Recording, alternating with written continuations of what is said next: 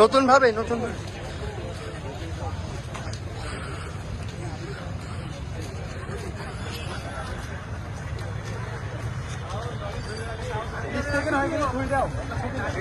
আপনার ভারতকে নির্মম ভাবে নির্যাতন করে ঘন্টার পর ঘন্টা নির্যাতন করে তাকে হত্যা করা হয়েছে।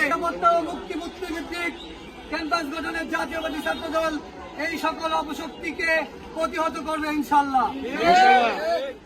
বাংলাদেশ জাতীয়বাদী ছাত্র দলের নির্দেশনায় আমাদের ক্যাম্পাসকে আমরা সুশৃঙ্খল নিরাপত্তার সাথে সাধারণ শিক্ষার্থী এবং সকলকে নিয়ে আমরা শান্তিপূর্ণ প্রতিষ্ঠান বজায় রাখবো ইনশাল্লাহ।